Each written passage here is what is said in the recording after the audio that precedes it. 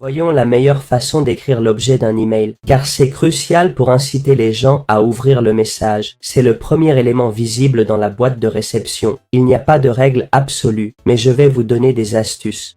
L'objectif principal est de capter l'attention du destinataire. Il existe plusieurs façons d'y parvenir. Je remarque que beaucoup mettent en avant leurs produits. Vendre directement dans l'objet n'est pas la meilleure approche. Pourquoi? Car vous révélez déjà le service offert, vous dites déjà ce que vous voulez donner.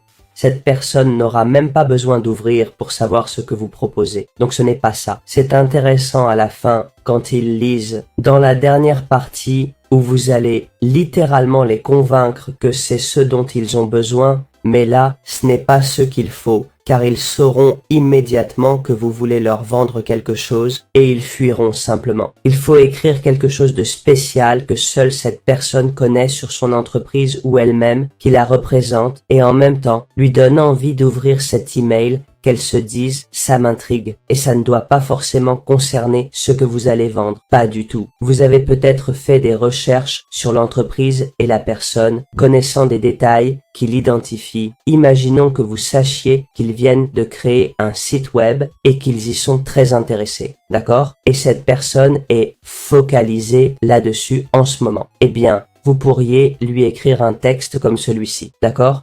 Ça peut sembler bête, mais c'est court, concis et porte sur un sujet qui lui tient à cœur car elle vient de créer ce site web ou de lancer un produit et veut savoir comment l'améliorer ou ce que vous pouvez offrir pour l'améliorer spécifiquement. Une autre option pour susciter l'intérêt du lecteur de votre email est de mentionner deux choses qui lui sont très familières et proches, puis d'ajouter quelque chose qui ne l'est pas. Par exemple, voici un exemple qui me conviendrait. Un exemple serait Telda plus Nintendo plus nom de l'entreprise. Le nom de l'entreprise serait celui de votre société ou ce que vous proposez. Vous direz que ça n'a rien à voir avec ce que vous allez enseigner, que ça n'a rien à voir avec le contenu. Mais votre but ici n'est pas de vendre le produit, je l'ai dit, votre but est d'attirer l'attention, d'intéresser.